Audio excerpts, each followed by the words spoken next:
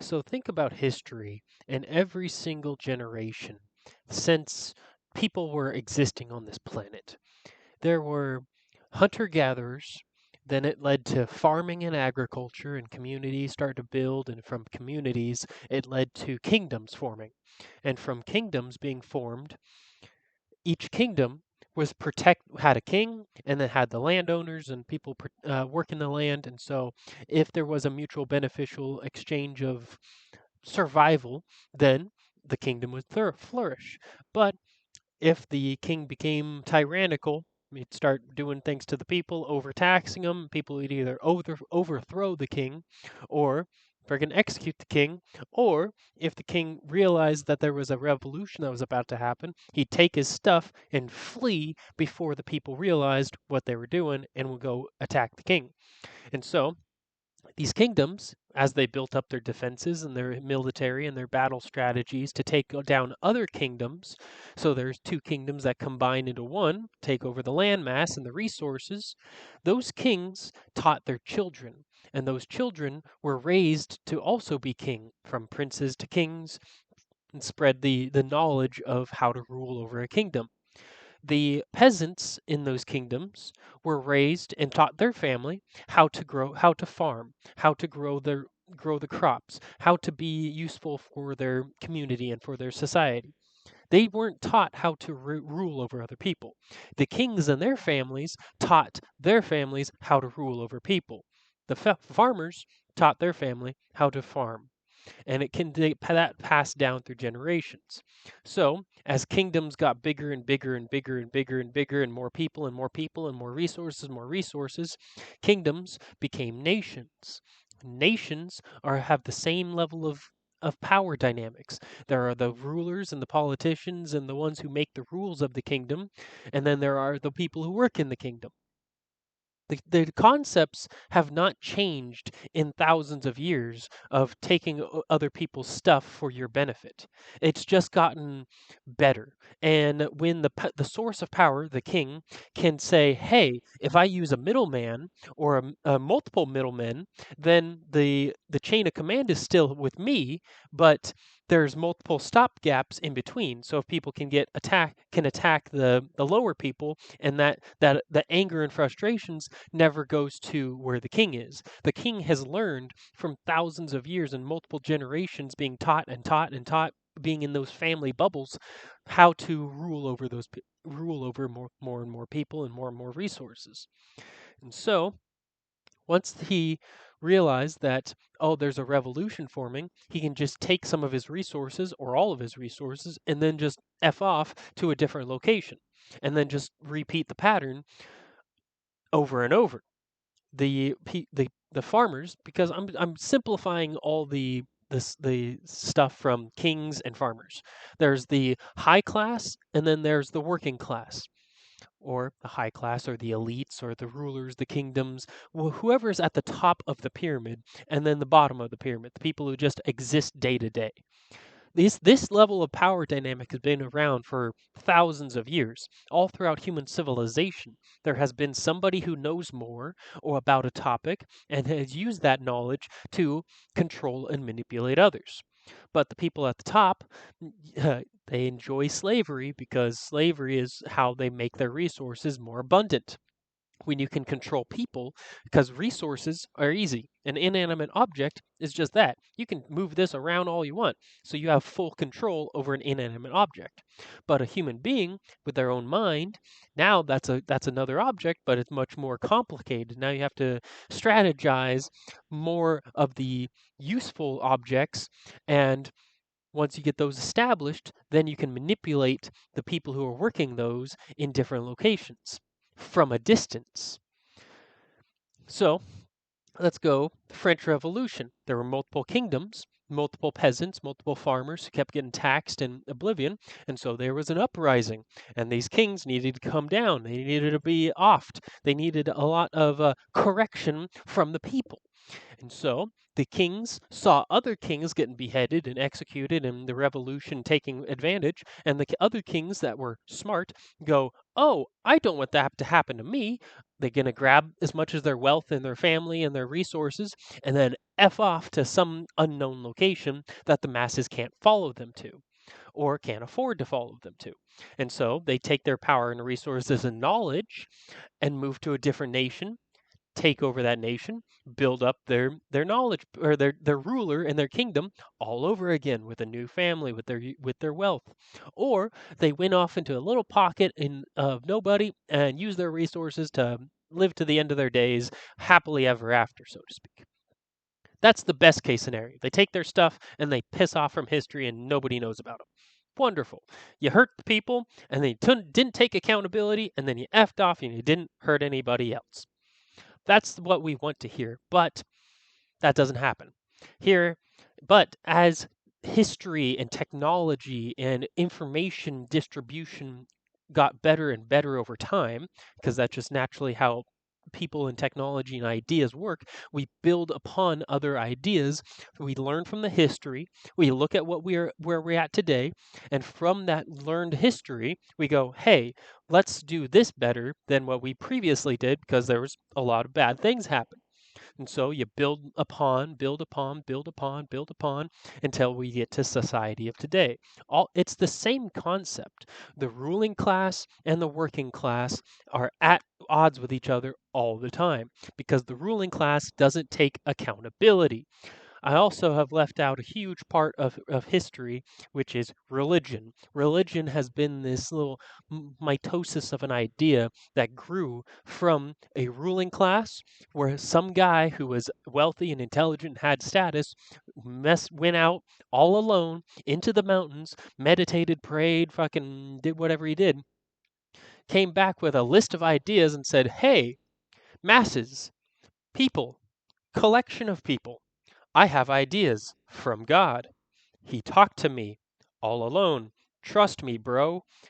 God talked to me and he gave me a bunch of ideas on how your lives can change for the better.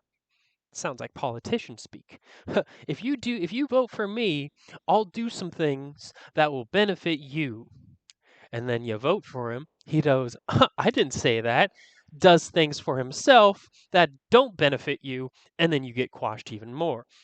So the power dynamics and the struggles of the ruling class and the working class have been going at it for thousands of years. The ruling class have information and access to information that is far different and far exceeding the knowledge base that us general populace and the masses have. And so, if that's the case, guess what's going to happen? The ruling class are going to use their access to knowledge and knowledge that you don't have access to because it's a big club and you ain't in it. They're going to use that knowledge and continue doing what they've been doing for so many thousands of years, multiple generations. I'm going to treat each idea as if it was one human being in a cluster because generations and ideas, people have not really changed all that much. We still have ego, we still have pride, we still have sin, as the religious like to call it. We still have narcissists. Narcissists have been around for thousands of years. We still have people who just want to exist happily and fucking with the plants and the animals and yay, happy days until the days that they go back into the ground. So some people want to just exist, have a good life, and then move on to the next existence. But the rulers, they don't like that. They're the narcissists, they're the politicians, they're the ruling elite class, and they don't like when their authority is challenged. All throughout history, every single major war, every single major civilization, there has been a upper class or some form of upper class, some form of ruling class. If there was a nation, if there was a kingdom, if there was a community, if there's a group of people, there's always one leader at the top. And typically, odds are they're a narcissist with a massive ego and that they are God, and so whatever they say, everybody else has to do. This has not changed ever since the times of Jesus, there was still a ruling class and there was a working class. And Jesus basically said, hey, everybody, look at what the rulers are doing. call them out on their hypocrisy and see what happens. And they did. And guess what? Revolutions kept happening over and over and over and over again because the masses got smart and they go, hey, they are subjugating us. We have more power. We outnumber them 100 to 1. If we just get together, we can take them down. It's not hard. We all watch the movie Ants. You know the scene I'm talking about. So, ruling class, working class. It's been this power dynamic struggle for thousands of years, and we are still facing it to this very day. I also have a lot to say about the last 100 years and the different generations from boomers, Gen X, millennials, Gen Z, Gen Alpha, and how the rise of narcissists and the decline of narcissists constantly are at battle with each other all throughout history. So, narcissists love to control the narrative, love to control people, love to control stuff and resources. And of course, they get filtered through the system to where they fit best, which happens to be in a controlling position over another human being. Hmm, guess what? The same slavery type dynamics that happened during the 18th century, where there was a farm or there was a plantation owner who owned the land, and on that land he needed to make money, and so he would steal or buy people, and you force these people into really bad conditions or just existing long enough to survive the next day kind of conditions to where they work the land. He gets all the profit. They're the slaves, and they have no rights because they're less than dirt. They don't matter to the landowner. As long as the landowner makes money, that's all that matters to him. He's a narcissist. He controls the narrative. The individual narcissist is pretty easy to defeat. But when you get a cluster, a community, a group of narcissists together, and they all are pulling on the same side of the rope, they're going to get a lot done versus us masses who we are relatively peaceful and passive people. We just want to exist to the next day. We just don't want to rock the boat. Well, all we want to do is eat that day, sleep well, do some work and go on about our lives enjoying however we enjoy it. That's all we are. We just want to be peaceful and exist. But the people at the top who love to control the narrative, because if you question their narrative and there's holes in it, and you go, "Hey, that doesn't smell right. Hey, that doesn't help people. Hey, that's really mean. That's really evil. That's not good for the masses." They go, "Shut up. Do as you're told." Hmm. It's really easy to pinpoint narcissists when that is their whole modus operandi is to control, controlling others, controlling things, controlling resources, control. We have seen it for thousands of years all throughout history. History has not changed. It's his story. The victor of the war gets to dictate the story of the war. The loser of the war may have not been the loser. Maybe they just didn't have the same level of gumption as the control power source in the narcissist ruling elite's head has. The losers, we lost because we didn't come together and attacked the right authority, the right power source, the right narcissist. Because there's always going to be another narcissist. There's always going to be a slot to fill. There's always going to be power vacuums. And if there's a major power source and you pull that out all of a sudden, now there's going to be a bunch of the people in the weeds go, "Oh, there's a hole.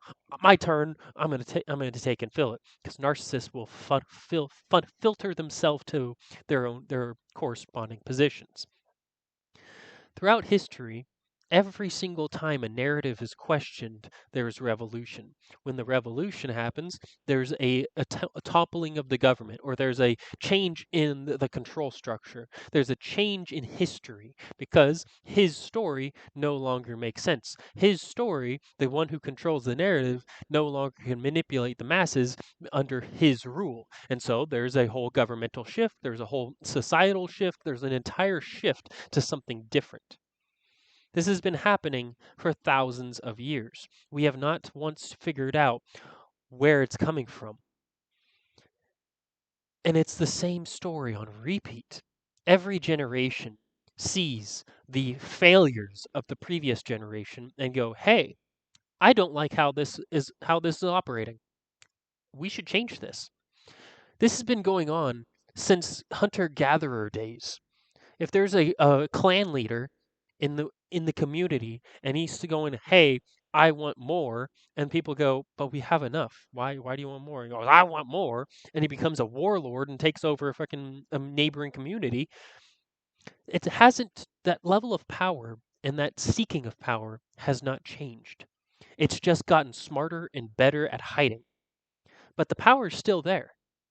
So, if you're a king and a ruler and a narcissist that wants to control the narrative, but you have learned from thousands of years of failed other narcissists and powers and rulers and people who control the narrative, you look back and go, "Hey, as long as I don't do what they do, I will be better. I'm God in this instance. I will change my story to where I come out on top." But you also get to see how throughout thousands of years of history and narcissists controlling the narrative, you go, they were too close to the subjects. So if you get more and more distinctions, more and more people in between the ruling and the worker, you get more and more smaller sections of power, more smaller sections of authority. Let's say like a CEO is the ruler, right? And then you have the managers and the hiring managers and those section leads, and you get that power dynamic a little bit further away. And a further away, it's much easier to manipulate one individual at a time, to pinpoint who's the problem and pull them out of your community. So if this power dynamic has been going on for all this time, it doesn't just go away because somebody writes a law. Oh, we wrote a law. Now slavery is illegal. Look at us. We're doing such a good job. But guess what? There's still people being subjugated from some form of ruling class. Hmm. So, did we change anything? Or did we just give it a new name, a different title? And with that new name and new title, but all the attributes of it are the exact same.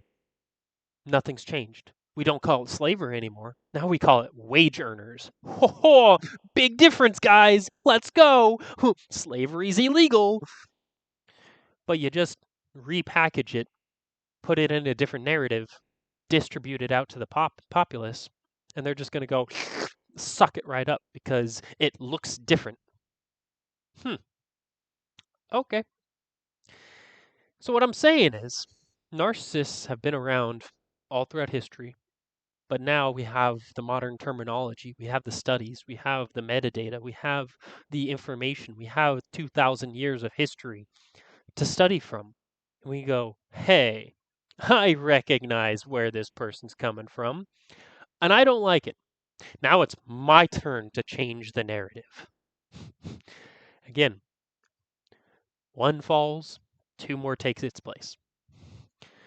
So history is not going to change until information is much more widely distributed and more accessible.